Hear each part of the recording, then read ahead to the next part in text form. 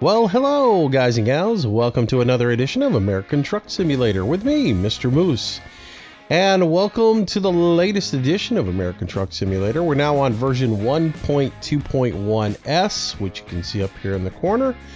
And that means the implementation of the Steam Workshop, the customizable hubs, and a few other little tweaks and changes to the game. So, where do we get started? Let's begin with mods, because that's probably going to be the first thing that's going to hit you about this update. If you have pre-existing mods in the game, be prepared for the game to crash. It's just that way. This patch is going to break a few mods. So you're going to want to go into your mod manager and pretty much clean it out if you're having any problems with the game. Typically what's going to happen to you is you'll jump into the game, you'll see your truck in the shop, that'll be fine, but when you hit your start button to try to load into the game, it's going to crash if you've got any kind of mod conflicts in there. You can see that I've cleared most all of my mods out. I just have a few now, and these are mods that are in the Steam Workshop and are mods that I can use. The rest of the mods that I used to run, I'm going to have to go through one by one and validate them to see if they're working and if they're conflicting with the game. If they're not, I'll put them in. Things like Jazzy Cats AI Pack, Jazzy Cats Trailers, Jazzy Cats AI Cars. Those things I want to get back into the game, but they're not in the Steam Workshop right now. I need to check them to see if they're all right, if they crash the game. And the process for that is sort of like doing it in Farm Sim or anything else. I'll put them in one by one, launch the game. If I can get in the game holds stable, then I know it's good. If it crashes the game, well, then that mod needs to come out. So don't be putting in 3 or 4, then you'll be having to figure out what it is. But all of these particular mods that I have running right now, they all came out of the Steam Workshop. They all seem to be running great, and I haven't had any problem with them. If you want to get into the Steam Workshop, you've got a real easy button to just press right here. It'll launch the Steam Workshop. As far as adding in mods, if you've never done it through the Workshop, you just go into the Workshop, find a truck or trailer or skin that you want to use. You hit the subscribe button to it, it will automatically download it and put it into your game for you. Then you just have to come into the mod manager and activate it or deactivate it. Like I've got the Peterbilt 389 in here from Viper 2, but I don't have it activated on this account. I do have it activated on my test account. For today's purposes, I've only got 4 mods running. I've got the UPS, U-Haul, FedEx customization that just puts real companies on your delivery vans. I've got some real company logos for the trailers. I've got the longer yellow lights package and a new mod that I'm running called Realistic Mirror FOV. I'll get into this one as we get into the game. It's a very cool mod. I think you probably would like it for your game as well. And let's get into the game and get started. Now, when we jump into the game, I'm going to load up my primary account. This is my legit drive account that I do from day one. It's never had any mods in it to modify the economy or change tickets or anything else like that.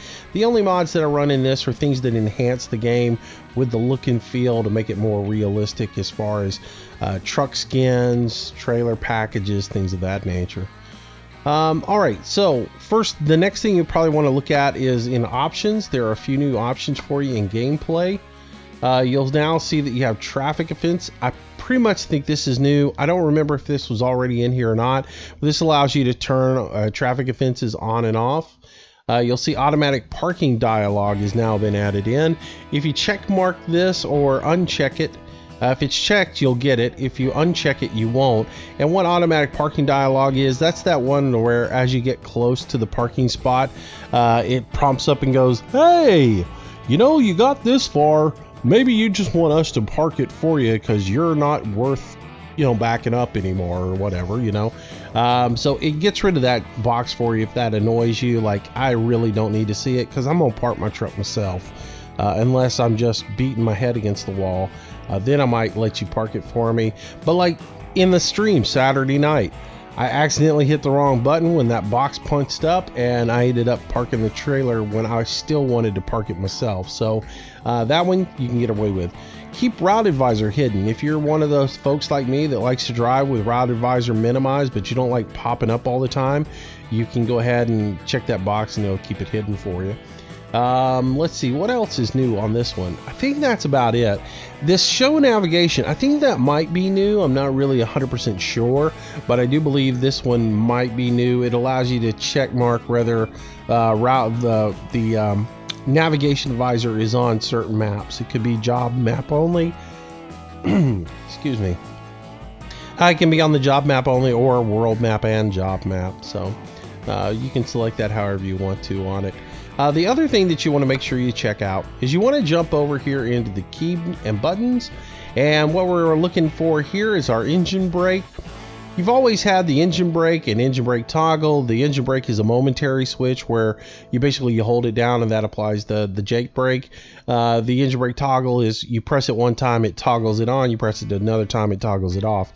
But now you have two more. You have engine brake increase, engine brake decrease. What they've done is had a variable Jake brake into the game. Most trucks today have two switches. You got one to enable the Jake brake and one to give it low, medium, high. They've added that into the game. So you have increase and decrease in here. I'm not sure if you got 3 stages of Jake brake or just 2 stages of Jake brake. I drove by earlier and tested it out a little bit, and I didn't see really that much of a difference between pressing my increase button once or pushing it twice. But there is definitely a difference if you have it. If I press my decrease button and then I press my increase button, there is definitely an increase in the amount of Jake brake. So we'll mess around with that a little bit while we're in, but you'll probably want to assign that to a couple of buttons if you like to ride your Jake brake. But yeah, that's about it for key selections and buttons for now. So let's jump into the game. Now I'm in my 579 standard truck, and I'm over here at the Kenworth dealer because we want to jump into the shop and check out the customizable hubs now that you can do in the game. And if we come over here to our accessories tab and we jump over here to the wheels, you'll notice now there are some different little icons on it. And if we start off with like the rim itself, like if I go onto the shadow rim, you can tell now that the rim is a different color than my hub cap is. So what you have now is the ability not only to adjust the hubcap, but you can adjust your lug nuts as well. So the 3 different items here is you have your hub, which I really don't think you can change your hub. You have your hub cover, and you can select one of the 5 options in here.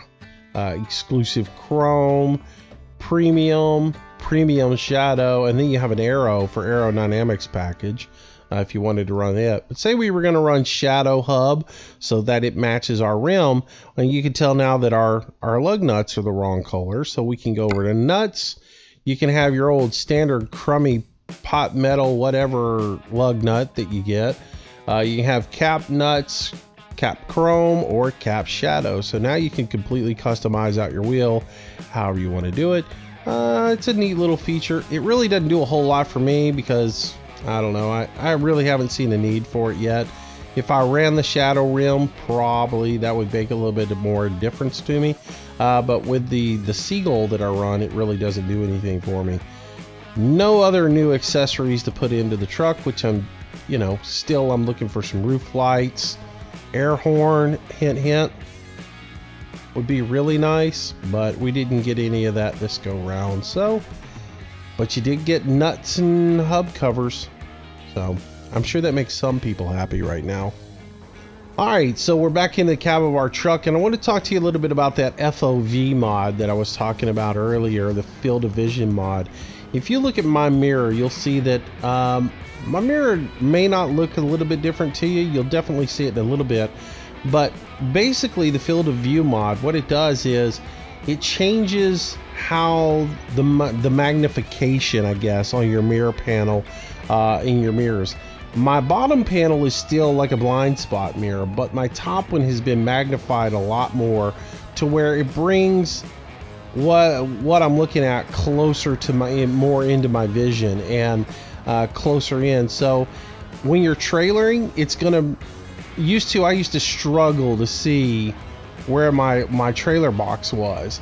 Now with this field of vision monitoring, it magnifies that more up, and it's a lot easier for me to see. So the one thing you want to do though when you add it in is you want to make sure that you get into your truck.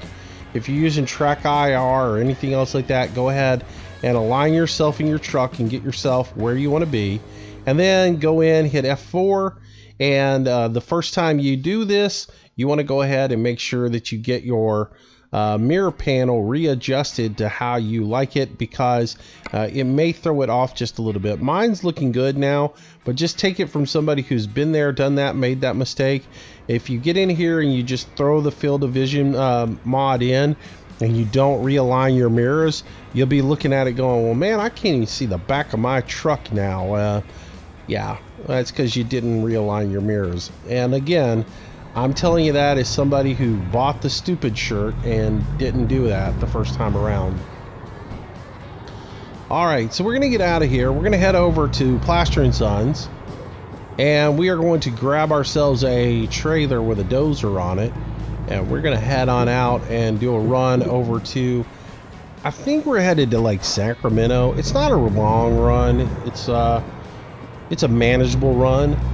And I just want to do a simple run just to check out a few other things that are in the game, mess with the Jake brake a little bit, and then also go over a few other changes that are in the game. So you guys, things that you may not know of, things you may not notice. One thing most of you guys are probably going to notice right off the bat is if you drive with Route Advisor up all the time. One of the things you'll probably notice pretty quickly is up in the upper where the speed is noted, you're going to notice that if you start to speed and break the speed limit, it's going to turn red now. So basically they've added a dum-dum light into the game for you. So when you start to exceed the speed limit, that whole little segment where your miles per hour is displayed, it's going to turn red for you. Which I'm going to do that for you in just a second if I can get across traffic and let you see that.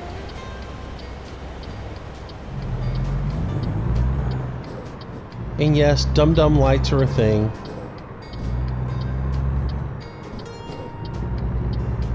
Alright.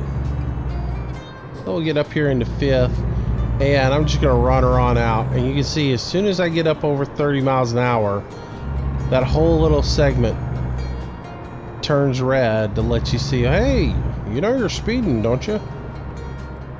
Which I guess that's a good thing for some people and bad for others.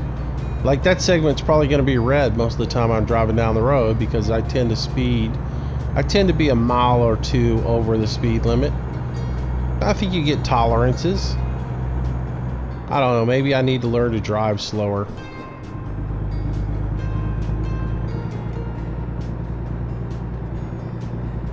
Man, I'll tell you what, it takes getting used to driving this truck again after driving that 389 so much. The gearing and the transmission in that one, it doesn't jump up on you as quick in the RPMs as this one does.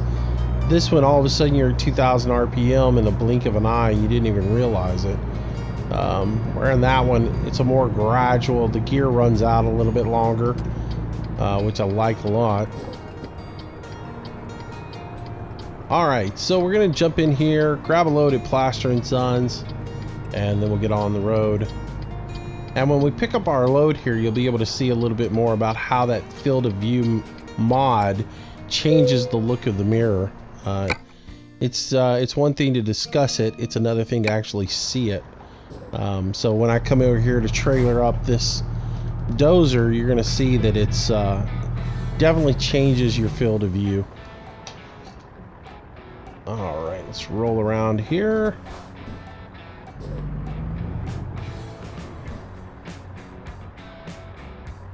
Pull up. There we go, there it is. Alright, so I'm going to back up to it.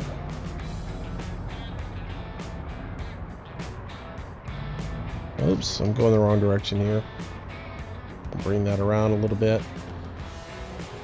So if you look down in the bottom, you'll see, if we look at it now, you can see how close that is in my upper mirror. Whereas in my bottom mirror pretty much, I don't know, it sort of looks like it would originally in the game without the field of view mod in. The bottom in what is my blind spot mirror, that's about what I used to see in the upper mirror. And now in the upper mirror, you see it's much more magnified and much closer in. It gives you a much better look on it, and is it's pretty much more realistic. All right, there we go. Go ahead and trailer up. Pop out. That's what we're hauling today. A big old dozer.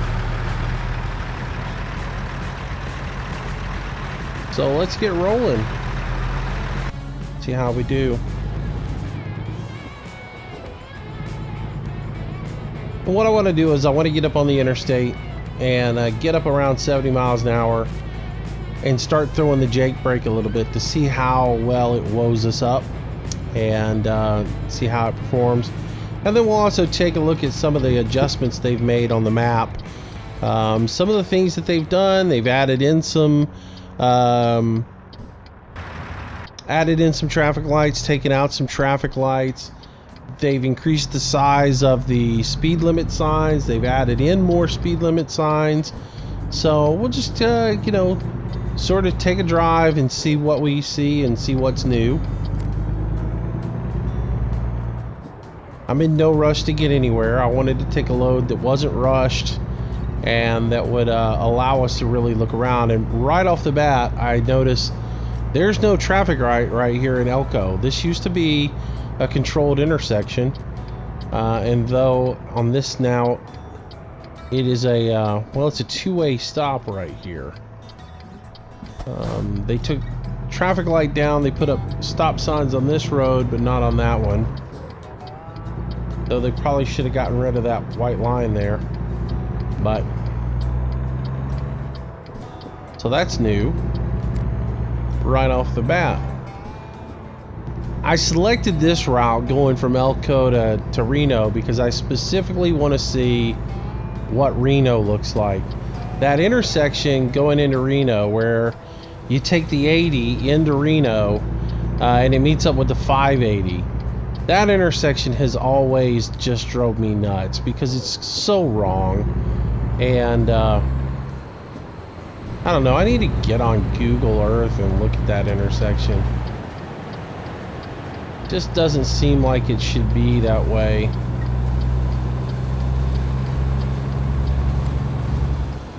So a tip that I picked up over the weekend, well, it was sometime last week, somebody in chat was saying about when you're merging onto the interstate, whether it be on a ramp, coming out of a gas station, or coming off of the way station.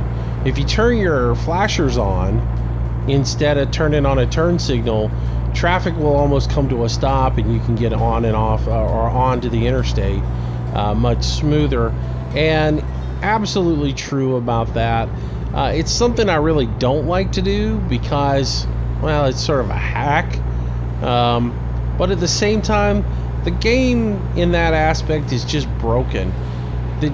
The AI did not respect the turn signal there. I mean, it's the AI should get out of the way for you, be a little courteous, get over in the other lane, and they don't even do it when they see your turn signal. So it really is one of those things you almost have to do. I've been always just making my own merge lane there and doing my own thing, but I think in the future I'm probably going to start using that little hazard light, flasher light trick, just because it does make it a little more easier to get on, and you don't have to come to a stop at the end of the ramp, which I'm not going to do. And so whoever it was who told me about that, thank you for the information. And I think I probably had done that once before, but I didn't want to do it anymore. But I messed around with it a little bit on Saturday night, and it definitely makes the game a little more enjoyable because you don't have to dart around vehicles the whole time. All right. pretty heavy load, but hopefully we can get this thing sped up a little bit. I want to get it up to about 70. I want to be in a low gear and throw my really, dude, you just gonna squat right on top of me like that? Why didn't you just throw your brakes on too while you did it? I mean, that would have been a truly rude thing to do. Alright, I got, run off the road there looking at my mirror. Alright, so we're up 76 miles an hour. I'm going to press to make sure that my Jake brake is in its lowest setting. I'm in my low gear, and now I'm just going to go ahead and throw my Jake, and I want to see how fast we slow down. It's pretty gradual, but it did tick off the speed quite a bit. Now the next thing I want to do is I want to press my button one time to increase the engine brake. I'll get back up to about 70, we'll hit it again, and we'll see how fast the gearing falls off. And I want to be on a flat or a downhill slope, which that's where we're at right now. And we'll go ahead and engage.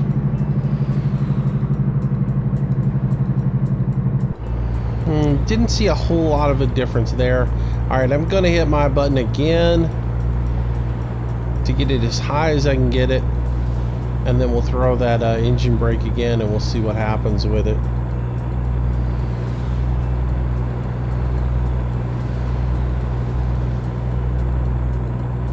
If I can get up to speed, it's sort of going up an incline now.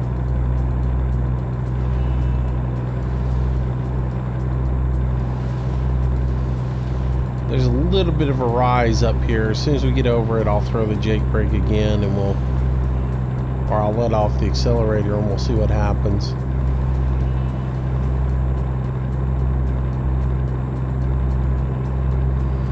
Alright, this should be a good spot. Let off. A little bit faster. The first one was more like a tick, tick, tick, tick, and that was more like tick, tick, tick, tick, tick. So there's a gradual change to it, nothing major. Basically, from what I've pretty much gathered is, it feels to me like there's only two settings in it. To me, it feels like you've got a high setting and a low setting, and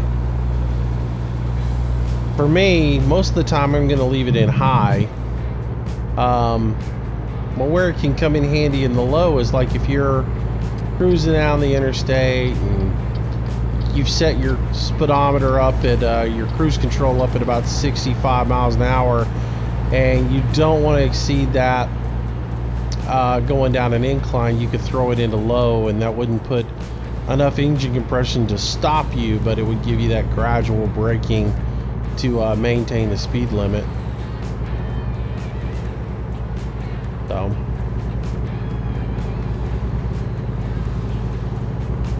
I'll run some more tests with it, but I sort of think that's about where it's at.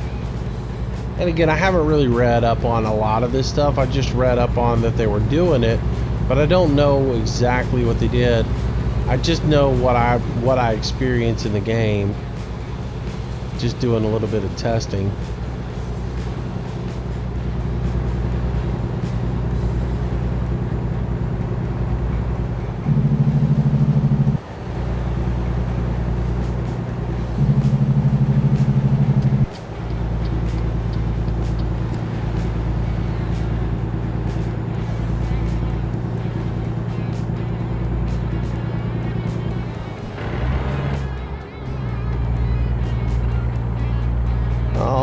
So the next thing is we're coming up on Reno, and we're in Reno, but we're coming up on the interchange here at 80 and 580, and this will be where the test is to see, did they remove this traffic light, and if so, did they change up the intersection at all?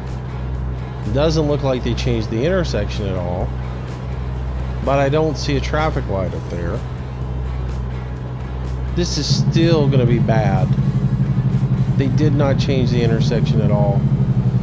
which means you're still going to have to come into here and slow all the way down to 30 miles an hour.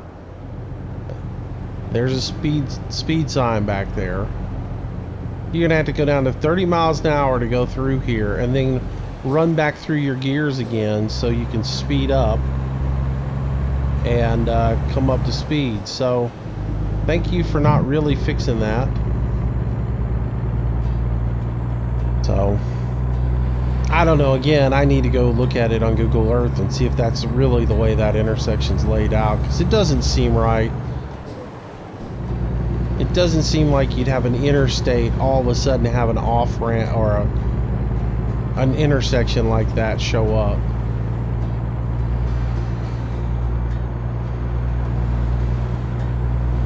I've never seen an interstate do something like that. And I've driven all across this country.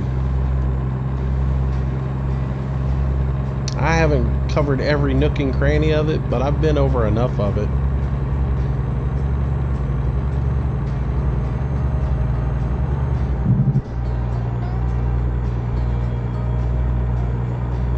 Oh, I'll tell you what, after driving that Peterbilt, man, driving this thing is just so meh.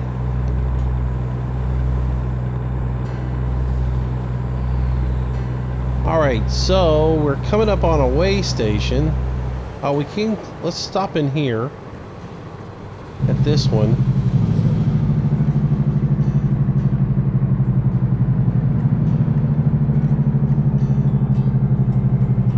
Still, that brake is not slowing me down that much. So I want to come in here to the scales, because this is another new feature that they've added into the game. You can now come onto the engine scales, and they are supposed to work for you. So let's go ahead, approach our scales here, pull up on it and see what it actually does. You can weigh your vehicle for $10. Holy smokes. So my vehicle gross weight is 79,413 pounds. Interesting.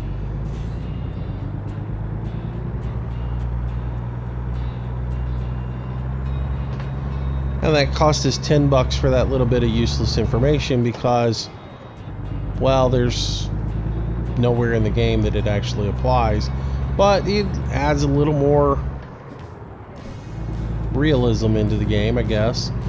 If you wanted to come check your load and make sure everything was right. But it doesn't give you the ability to see how much weight is on each axle and,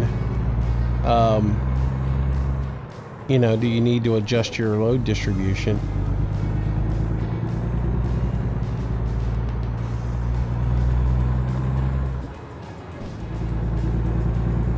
Alright, so coming on to here, I'm going to throw my flashers, and traffic's going to, well, we didn't really have a whole lot of traffic, so it didn't really matter.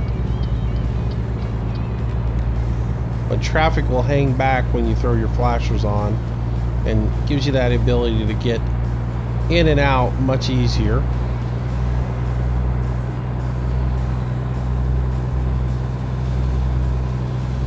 Got a way station coming up. Seemed like I got signal for that way station a bit further out as well.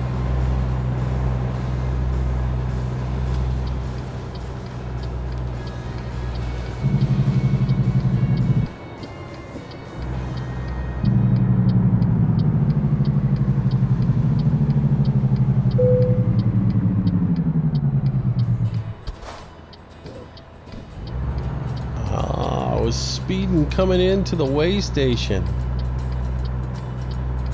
15 mile an hour speed limit in the way station, though the sign says it's only like 5.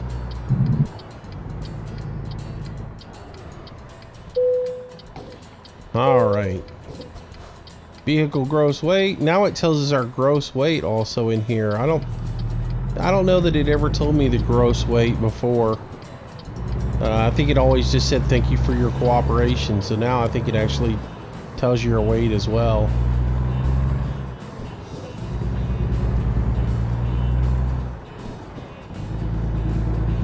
Alright, turn those flashers on again, so as we enter the roadway, we have a easier time getting on. You see how that car slows way down? As soon as I take the flashers off, he'll accelerate back up and move on his way.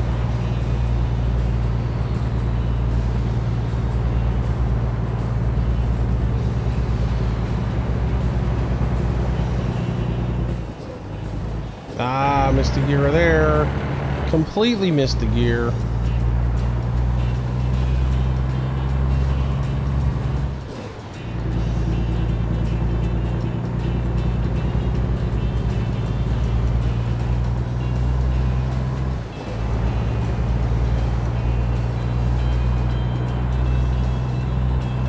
So the other thing I have noticed is they did in fact increase the number of speed limit signs that are on the game, and they've enlarged the size of them a little bit.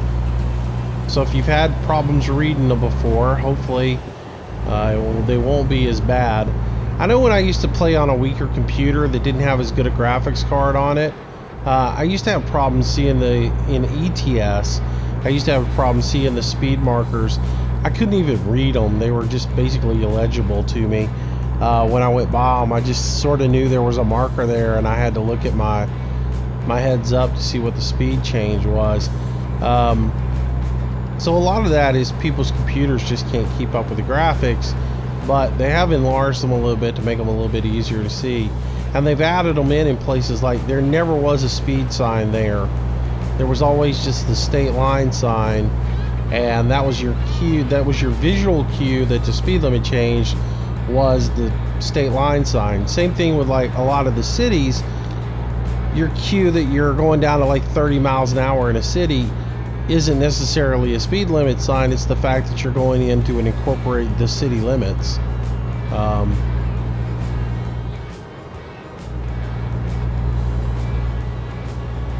So I'm going to set up for 56, which means my little red light's going to be on the whole time. I could pop it down to 55 and run at that. Now this is a good time to put on your Jake brake for the lower Jake brake. I'm on cruise control. I don't want to exceed the speed limit, but at the same time, I don't want to come to a stop when the Jake brake goes off.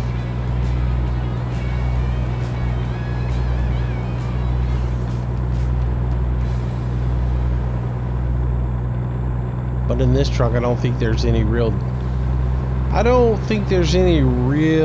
danger of that happening. The Jake brake just doesn't seem that powerful. Now that Freightliner Century I drove over the weekend, man, that Jake brake will put you to a stop. It's got it. Alright, so definitely a little bit of a difference there. Let's going down this hill. That's low. That's a step up. And that's a step a third time. It sounds like there were 3 steps in there. Like a low, medium, and a high.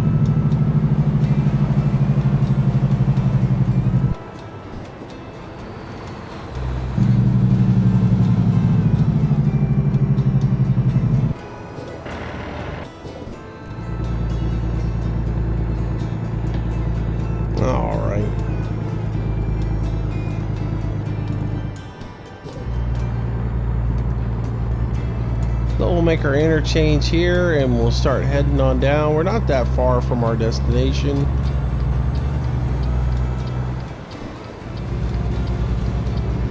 I think we were headed to Stockton. I mean to Sacramento. I could be wrong. Could be headed to Oakland. I guess I could check my load and see. We are going to Stockton.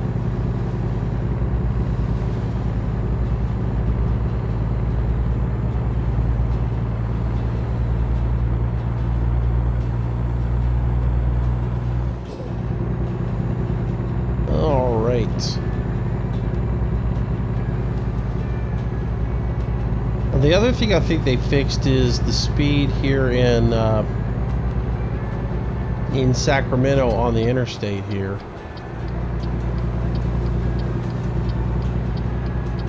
If you remember, there's this one section up here where the road construction is, where the speed limit went from like 55 to 35 to 55 to 30 and then back to 55. I think they've taken that out as well.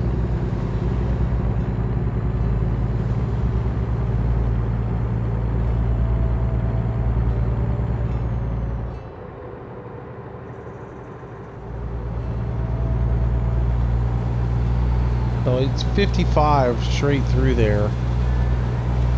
Have to drive it from the other side and see if that's the same on the other side.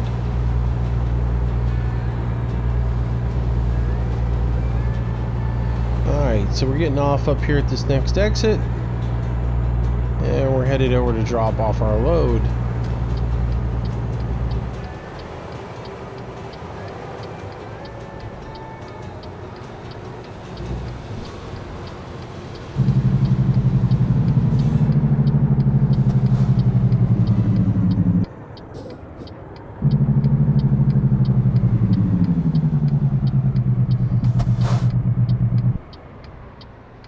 Alright, well, pull up here a little bit.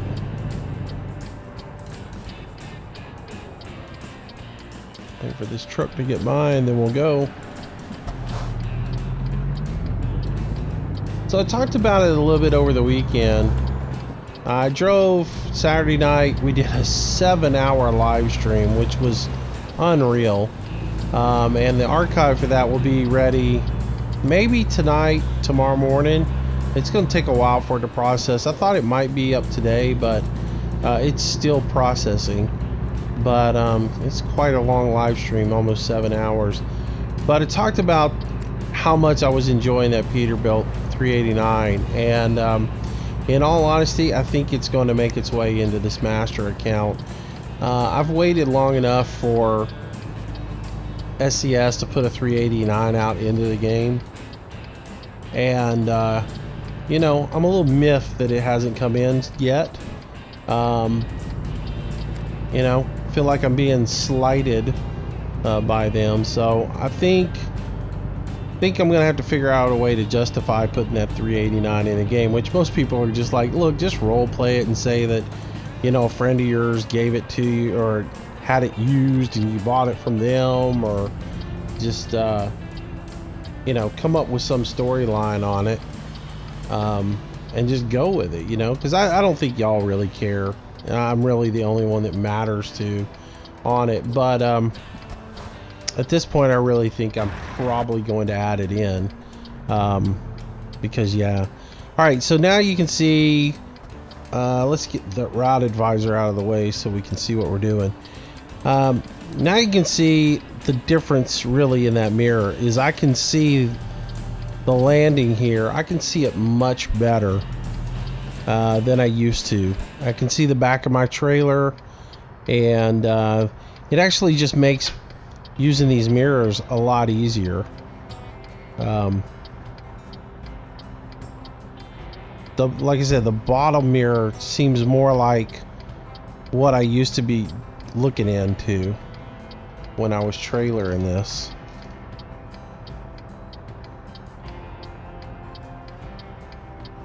Start cutting my wheel around here and work on getting into this slot. I know I got those K-rails there I gotta watch out for. At this point I'll straighten up a little bit.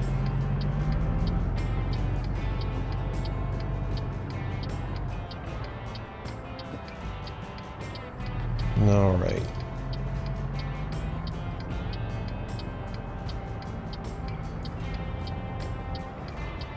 Oh, she's wanting to go way too far that direction.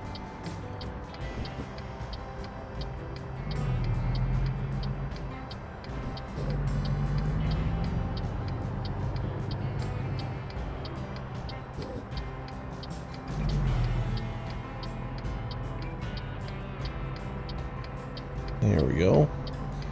And again, this FOV mod, it's nice if you're somebody like me that really likes to stay first person when you're backing the trailer up. I'm way off. I'm going to have to straighten up a little bit and try this again.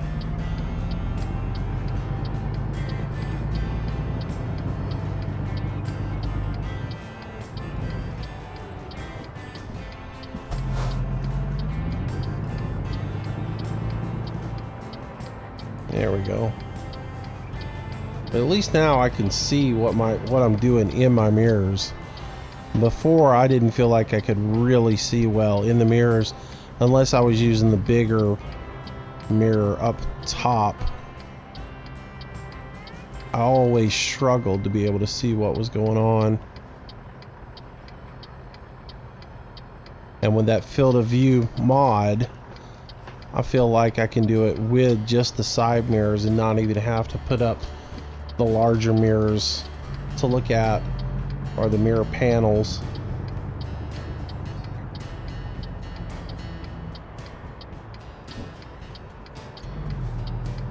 Alright. See if we can crank her around and get her backed in here a little bit more.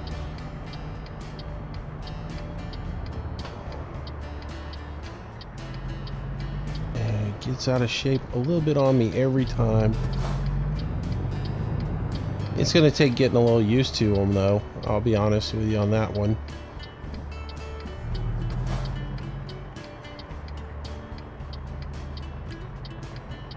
And I will eventually get used to it.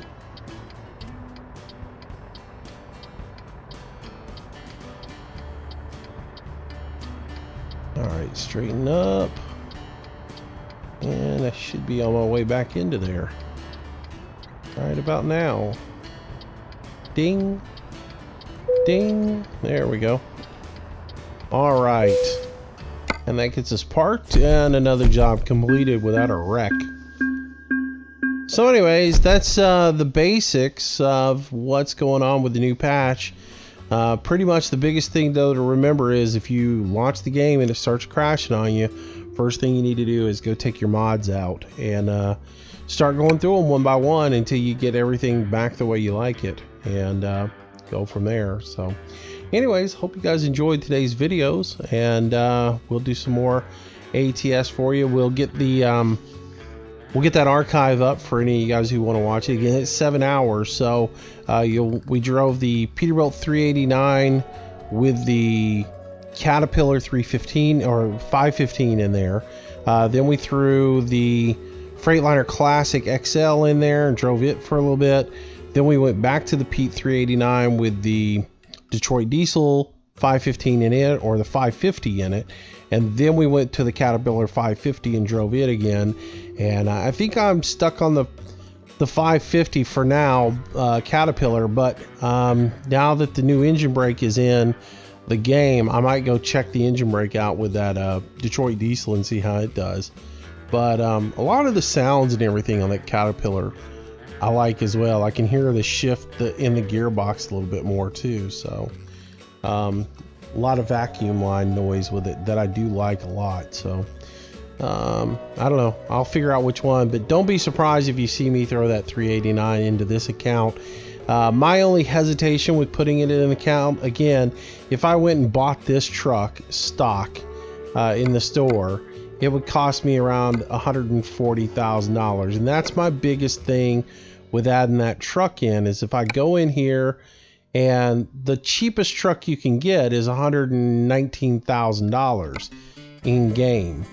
I can do a fully loaded 379 or 389. I can do a fully loaded version of it for $79,000. Where in here I can't even get a base model duty cabin for $119,000. That's my biggest problem with adding it in, is the fact that it just breaks the economy a little bit, you know. I could get 2 of those for the price of 1 of these, you know.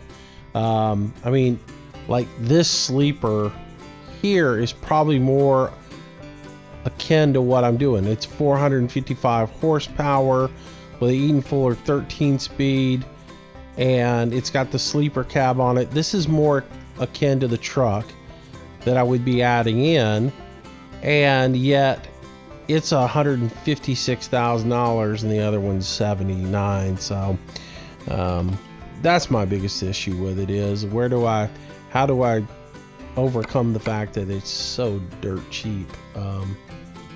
But